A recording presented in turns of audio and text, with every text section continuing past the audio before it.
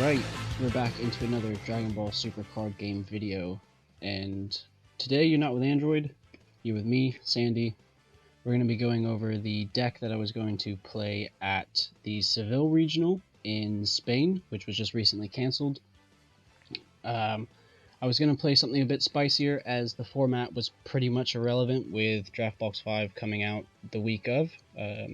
Card Market didn't want Draftbox 5 to be legal for the weekend, so the format was practically irrelevant, so I decided to take a blue-red aggro Gogeta deck list.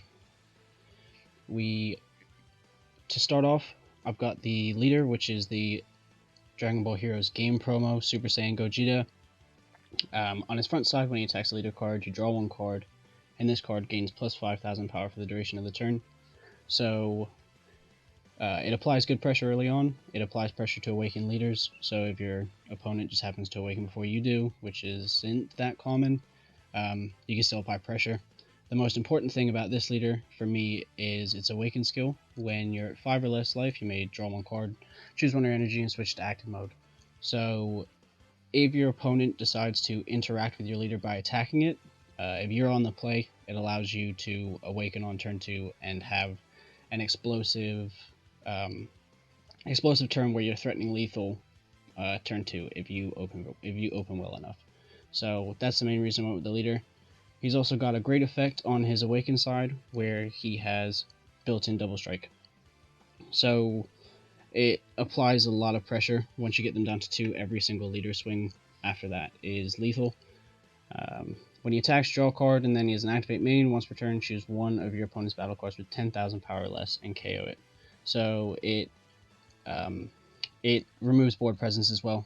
If you're gonna go for game, you can remove a 5k combo off of their board, or if you're fighting for board presence, you can use one of your red-blue battle cards, which I'll show you later on, to neg something a bit bigger, and then use Gogeta to be able to pop it.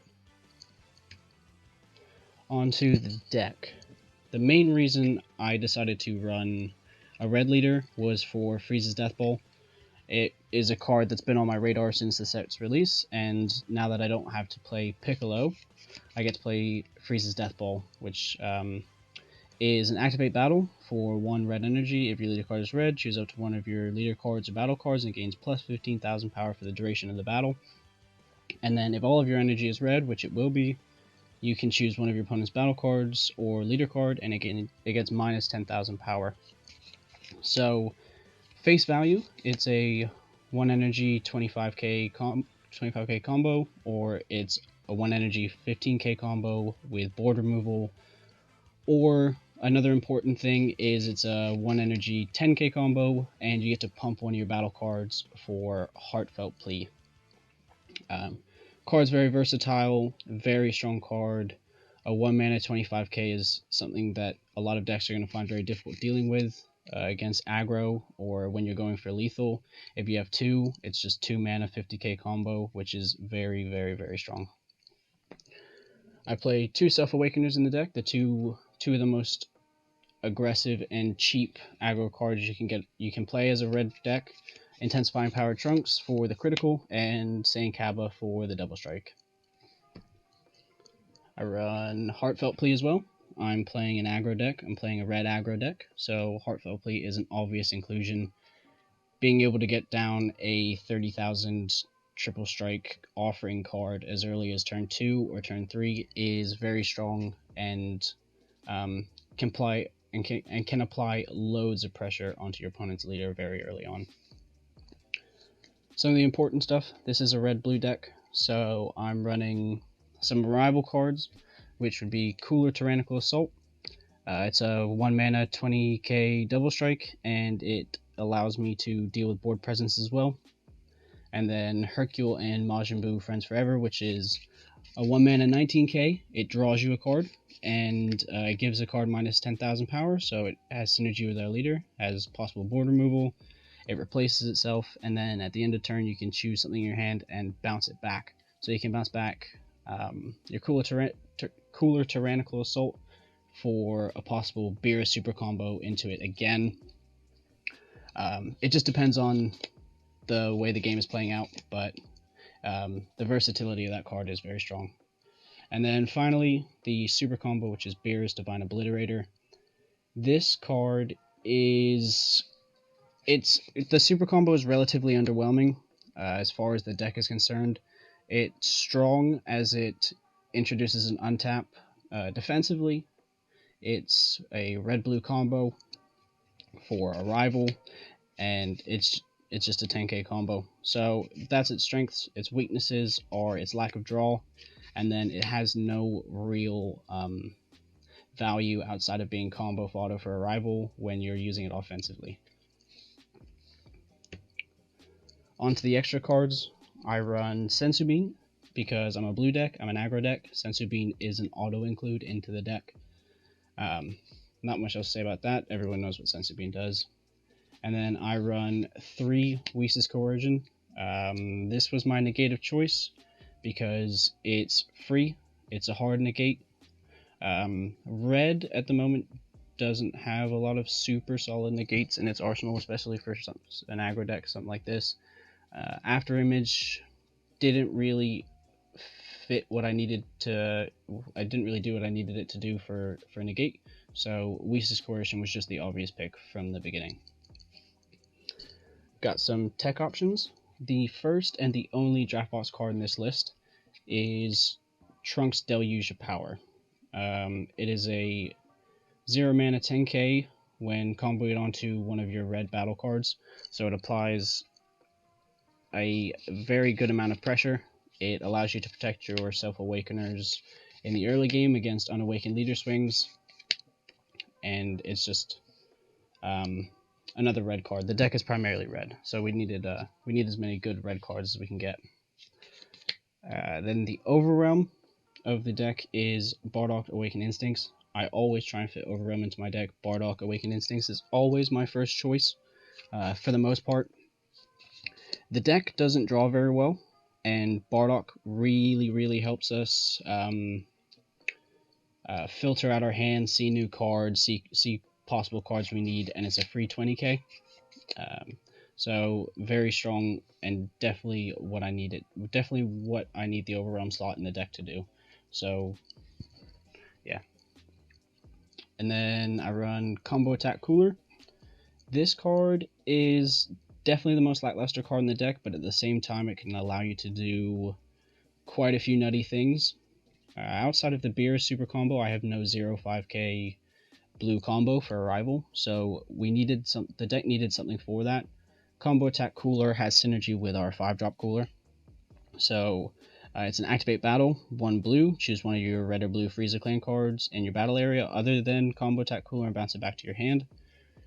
So if you've got a cooler on board, a 5-drop cooler, you swing with it, then you swing with something else, and you bring in Combo Attack Cooler, bounce back the 5-drop cooler from your battle area, and then when this card attacks, you get to combo a red-blue multicolor card from your drop area. So it's pretty much a 25k swing whenever it attacks, and then it enables Arrival. So you bounce back the cooler with Combo Attack Cooler, you swing with it, and then you can Arrival in another 5. You can Arrival in the 5-drop, you bounce back. So it allows for some very aggressive plays. And then the final tech option in the deck is something I'm sort of playing as a secret rare. The deck has no secret rares, and the deck, really, if I was going to run a secret rare, there's none of them that I would really want to run. So I decided to go with a 1 of Hidden Power Eastbeam Kai. It can just catch your opponent off guard, give one of your battle cards double strike. There are some cards to consider in this deck that I'm not running, but they're quite good. Some of them have made it into my sideboard, and some of them are cards I thought about for my sideboard, and some are just good cards to think about. As I said, with Cooler being one of the more lackluster cards in the deck, a good replacement for that could be Awakening Talent Pan. More Self-Awakening in this deck is not an issue. Even if I ran 3 different Self-Awakeners in the deck, it would still do what I needed it to do. It would help me awaken quicker and more consistently. And then at the end of the turn, Pan will bounce back to your hand, and you've got a 0 cost 5k for Arrival, or just for defense or offense on the next turn. The card that I was originally playing as my secret rare was Critical Combination Gogeta. I needed a bomb, or at least I thought I needed a bomb, and once you're at 2 life, Gogeta is a 4-drop. He's 35k triple strike dual attack. A very strong card, but it has a lot of answers to it, so I decided to go without Critical Combination. It has its benefits in some matches where in others it doesn't. But if you're playing this for locals and you want to just add to the theme of the deck of the game promos, the Dragon Ball Heroes game promos, I wouldn't be adverse to you running Critical Combination. I think it's a fine card. It's just being careful of playing it into counterplays, making sure you play it at the right time, because you will probably be tapping out for the card when you play it.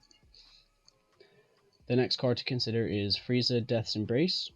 At worst, Frieza Death's Embrace is a 1-mana cantrip, so if you don't know what a cantrip is, it's just a card that replaces itself. And at best, it is just a huge amount of value. You activate battle for 1 red energy, choose one of your opponent's leader cards or battle cards, give it minus 10,000 power for the duration of the battle. So it's just infinite combo power the longer it stays on the board. As the game progresses, your hand might dwindle as compared to your opponent's. So this being on the board can definitely help with that, and definitely help push with a leader swing for lethal into the late game. A card that definitely made it into my sideboard was Broly Crown of Retribution. Against counterplay decks, especially when you're going second, you can definitely feel that this deck struggles against those, because you want to play your Self-Awakeners like offensively, and if they have Vegeta the Cruel, Hidden Potential, whatever, it's going to slow you down quite considerably. Topo decks are also, Topo as a card is also a pain, so we want to bait counterplays with Broly Crown, and be able to possibly rip cards that we don't want our opponent to have in hand, and it helps us sort of figure out if we have lethal or not. So it's a card that was definitely going to make it into my sideboard. Depending on your meta, you could probably squeeze it into the main. Lastly, Remote Series Bomb. This is just a good card. If you come up to matchups where you need to fight for board presence, even though you do have the built-in leader removal and the coolers and the Majin Boos, Remote Series Bomb is just a 1-mana removal card.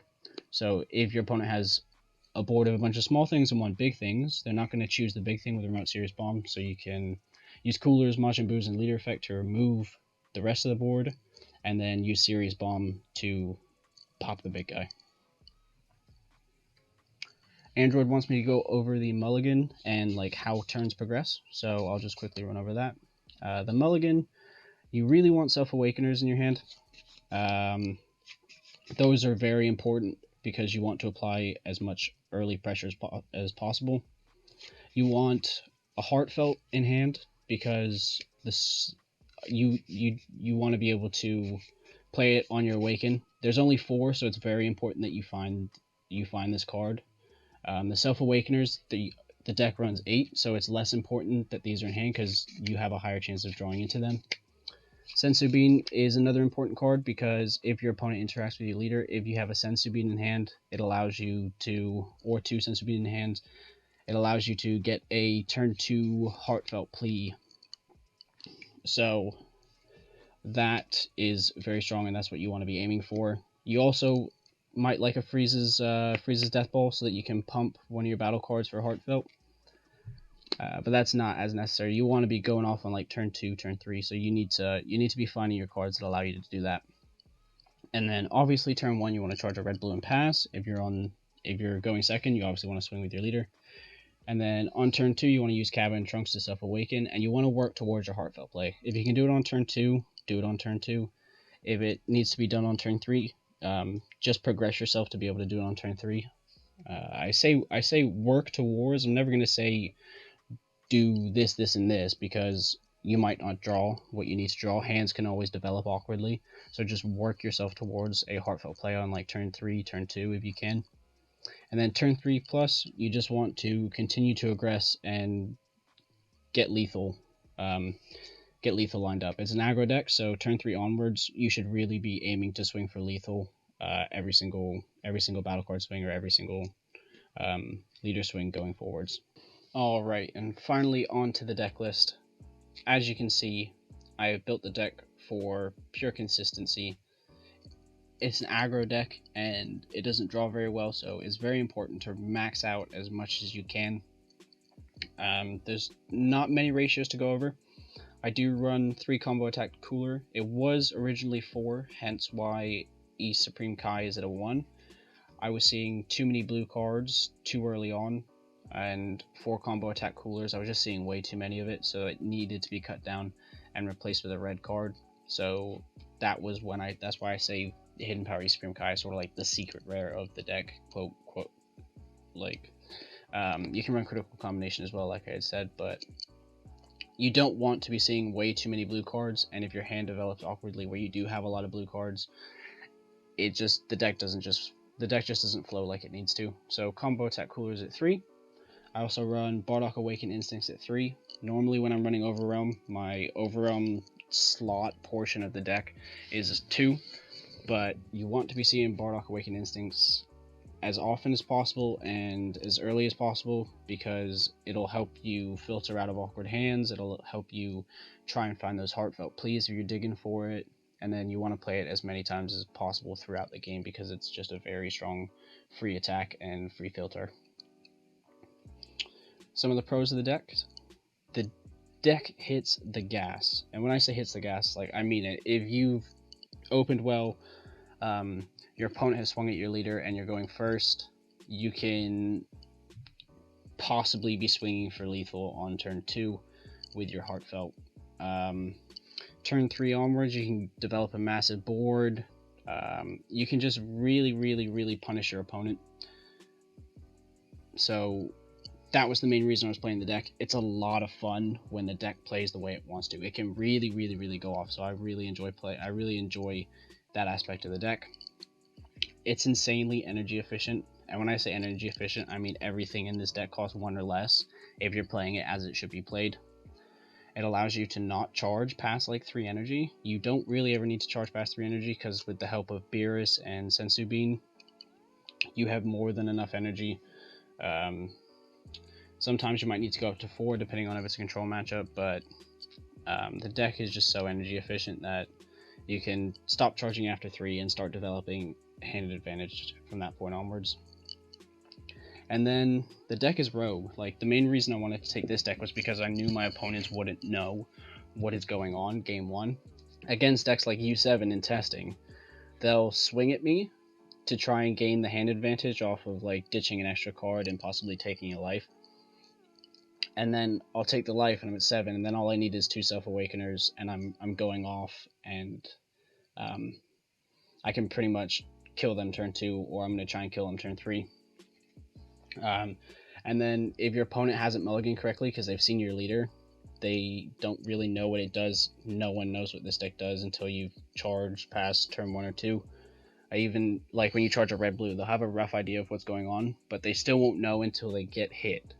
So that's just so much fun to me. I'm not trying to sell this deck as like a tier 1 deck or a tier 1.5. I'm just selling it as a fun aggro deck that can really go off. I really enjoy playing it. But at the same time, it is one of the most frustrating decks I've played. To begin with, it's not a Surge leader. If most of you that know me and have watched the channel, I've been playing Piccolo for quite some time, and going back to a normal leader has really shown me why Surge leaders are insane and the best leaders in the game. This deck runs all 4 ofs, but it's insanely inconsistent. Like, because it's an aggro deck, you sort of need to see all your pieces early on and stuff like that. But with Surge leaders, even like you can run inconsistent ratios and still have the deck do what you want it to do every single game, because of how those leaders work. Surge Q, you get to see 3 cards a turn. Piccolo, you possibly get to see 3 cards a turn. And then when you awaken, you get to put 2 bad cards from your hand under your leader, and you get to see 3 new cards. So it's huge. It's like you get to see so much of your deck that your deck is always doing what you want it to do. And that is a very noticeable flaw I've found with Gogeta. And then finally, if your opponent is given time to stabilize, it becomes more difficult to win. This is to be said with all aggro decks, so that's no different, but considering I'm a control player, this is noticeable to me, so it's very important that you mulligan correctly. You can make sure you can apply as much pressure as possible early on, because once they are able to start developing more of a hand as yours starts to dwindle, and as they have the energy for more mid-combo step interaction, for counter plays, things like that, it makes winning with your battle cards a bit more difficult, and then they'll just hold the negates for your leader swing. So you just want to be as quick as possible. I'm not saying it's impossible to win once your opponent is like 4 or 5 energy or whatever. It just becomes considerably more difficult, but this is the nature of aggro decks. And I think that just about covers it. So if you'd like, I would recommend that you sponsor to this channel, not just because Android is obviously my sponsor, but because you get to interact with us on the team. This is one of my favorite things about what Android is doing with the sponsorship program, or whatever he wants to call it. We do get to talk to our sponsors in the Discord, and it's a lot of fun, a lot of great guys. You get to talk with us on the team, with Android. You get to throw around deck ideas that will help you with. You get to offer ideas for content creation.